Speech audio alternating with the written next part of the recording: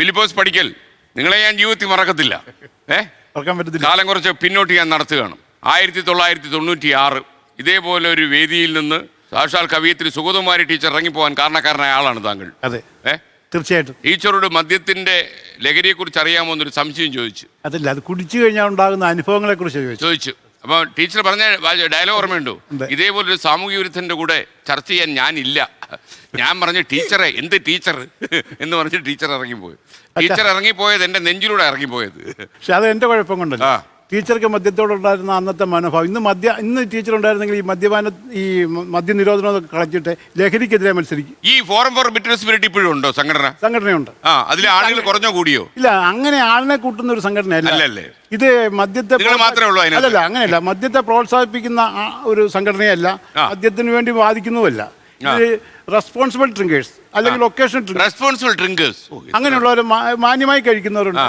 അല്ലെങ്കിൽ അങ്ങനെയല്ല, ഒരു മദ്യപാനിയല്ല, മദ്യം ഉപയോഗിക്കുന്നവരായിരിക്കും. അതില്ല, അതിനെയല്ല മദ്യപാനി എന്ന് പറഞ്ഞു കഴിഞ്ഞാൽ രാവിലെ മുതൽ വൈകുന്നേരം വരെ കള്ളു കുടിക്കുക, അല്ലെങ്കിൽ 24 മണിക്കൂറും കള്ളു കുടിക്കുന്നത് കൂടാതെ കുടുംബത്തിന്റെ റെസ്പോൺസിബിലിറ്റി ആ പരിപാടികളൊന്നുമില്ല. മദ്യപാന രംഗത്ത് എത്ര പതിറ്റാണ്ടുകളുടെ പാരമ്പര്യമായി? ഇപ്പം എന്റെ പാരമ്പര്യം ഒരുപാടുണ്ട്, അതൊന്നും പറയേണ്ട കാര്യമില്ല.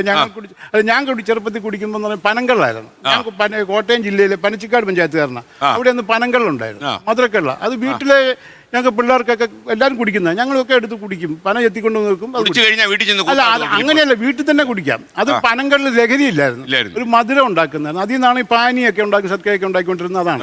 അങ്ങനത്തെ കള്ളല്ലല്ലോ ഇപ്പൊ കള്ളില്ല. ചെത്തുന്ന കള്ള, പാലക്കാട് പോലും ചെത്തുന്ന കള്ളെന്ന് പറയുന്നത് കൃത്രിമമായിട്ട് ഉണ്ടാക്കുന്ന കള്ളുകളാണ്. ഈ 1996 ചാരായം ഏപ്രിൽ 1 ചാരായം നിരോധിച്ചു കേരളത്തിൽ. അന്ന് 5680 ചാരായ ഷോപ്പുകൾ കേരളത്തിലുണ്ടായിരുന്നു. ഇന്നോ 1000 ബാറേ ഉള്ളൂ. 1011 ബാറ്, 350ഓളം ഔട്ട്ലെറ്റുകളേ ഉള്ളൂ. അതാണ് ഇവിടുത്തെ വിശേഷം. കുറഞ്ഞു വന്നു. കേരളത്തിലെ മദ്യപാനത്തിന് കുറയുകയാണ്. പക്ഷേ അന്നേരം ഈ MDMA കഞ്ചാവിലേക്കൊക്കെ കൂടുതൽ ആൾക്കാർ പോയി. ഞാൻ യൂണിവേഴ്സിറ്റി കോളേജ് പഠിക്കുമ്പം 5 രൂപയ്ക്ക് കഞ്ചാവ് കിട്ടുമായിരുന്നു. ഇന്ന് 500 രൂപയാണ് കഞ്ചാവ് വിലയാ. അതുപോലെ ഡിമാൻഡുണ്ട്. അതുകൊണ്ടാണ് ഈ 500 രൂപയ്ക്ക് പോകുന്നത്.